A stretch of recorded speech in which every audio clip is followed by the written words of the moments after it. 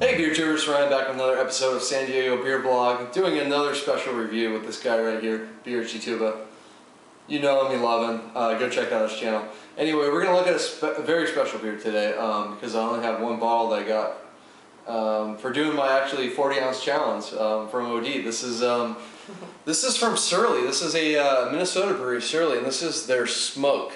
This is actually a smoked Baltic Imperial Porter. It's 8.2%. They actually oak age it for a while, and never had this beer. I've had a couple other beers from Surly and they've been fantastic, so I'm looking forward to this one. There goes the cap. But yeah, that was fun opening this one. Wax is always fun to deal with. And hey, it's a wax beer. It's got to be good, right? Yeah. Have you ever had a beer with wax on it that's never been bad? I haven't, so we'll see. You know it's going to be fancy. Yeah. It's a booger to open though, that's for sure. Actually, now that I think about it, I have had a few beers that were waxed that weren't very good. But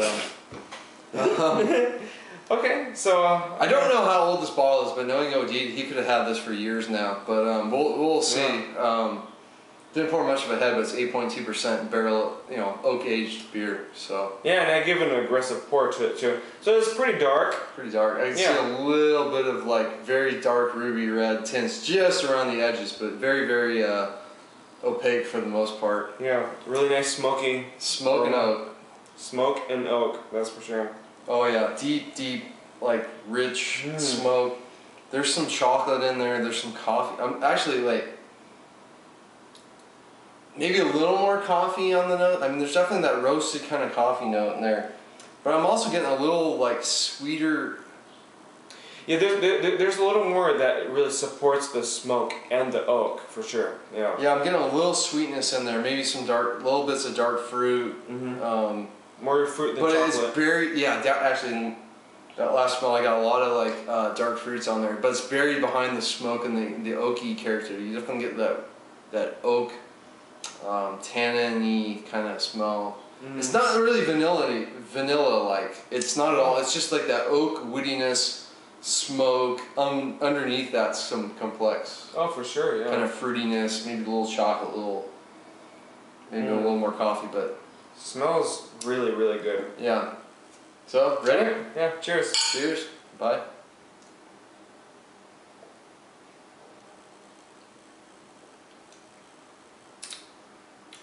Oh, that is smooth.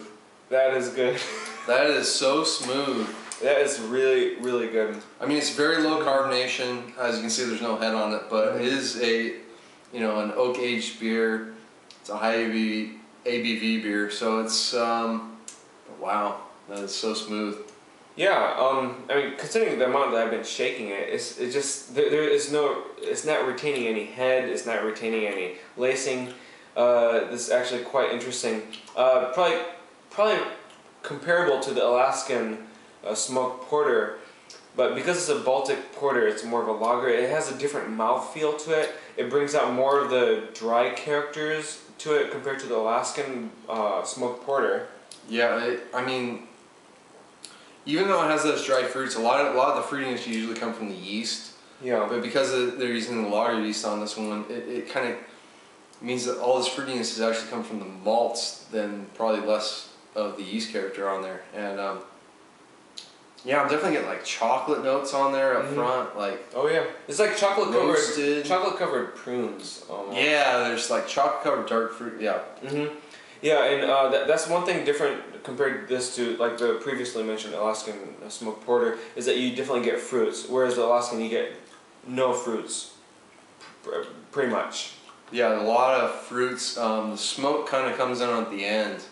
That's when you start getting that really smoky note. It's not very prominent in the beer. Kind of up front, it's pure just Baltic Porter, really nicely brewed Baltic Porter.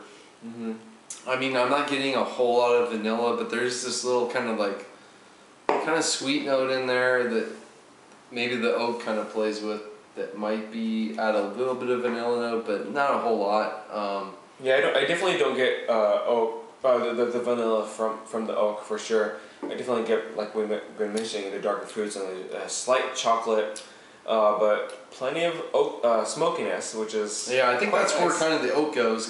It pairs with that smokiness because it has this fresh, not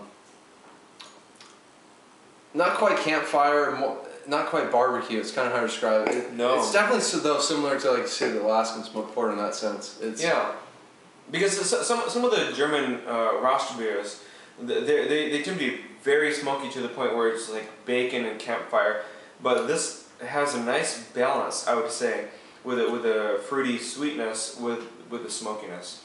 I'm going to give this an A+, for sure. This is, like, I cannot argue against it being an A+, because I mean, not only the fact that it's technically a lager, it's a Baltic Porter, right?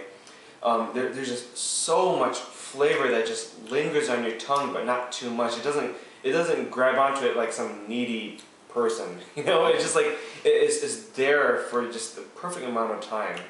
There's a sweetness, there's a dark fruit, there's smokiness, but it's not too much to the point where you just like chewed on a cigar. This is, I mean, just absolutely excellent. Yeah, it's so good. Yeah, I have to give this an A+ too. I was like, at first I thought this is an A, and I thought no, this is the best example of a Baltic Porter that I've ever had, or even a smoked porter. Even though it's a lager, it doesn't matter. The combinations of the oak, what the oak aging's done for it to mellow it out. I mean, you don't taste or smell 8.2% at all.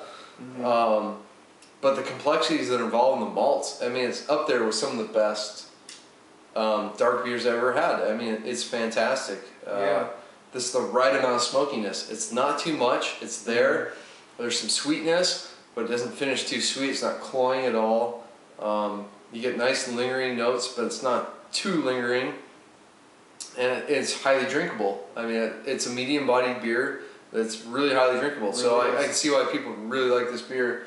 And yeah, thanks to OD for sending this one out. This is worth doing a 40-ounce challenge to get this kind of beer. I mean, this is fantastic. Yeah. Yeah, I mean, considering the amount of flavor that you get off of this beer, I mean, it's just, you really can't beat it. The perfect amount of malts, the perfect amount of smoke. I would have to say, without naming any names, out of all smoked beers, smoked porters that I've ever had, this is the #1. Yeah. It is so stinking good. I just, that's all I have to say about that. Yeah, I don't know how old this bottle is. It could be like a few years old. I don't know. I don't know how they brew it. I mean, I don't know much about Surly, but I wish we got them here in California for sure. But so far, everything I have from Surly's been fantastic. I know this is your first Surly beer, but yeah, well, it's a good way to start with Surly, that's for sure. 'Cause this is an excellent beer. First great impression, that's for sure. Yeah, so we're 2 for 2 here on beer reviews here in San Diego for Winton, trying Surly for the first time, and of course we did the Alpine. So that's going to wrap it up for this review. Wow, really impressed by this beer. I thought it would be like an A beer, but maybe it's the combination of the age on this bottle or what, but yeah, this is really just really nice smoked Baltic Porter, and I got to give it an A+ because by far the best example of this of any Baltic Porter I've ever had. Yeah. So it's blowing me away. So I got to give it an A+. So it's going to wrap it up for this review. Until next time, please comment and subscribe. Cheers. Cheers.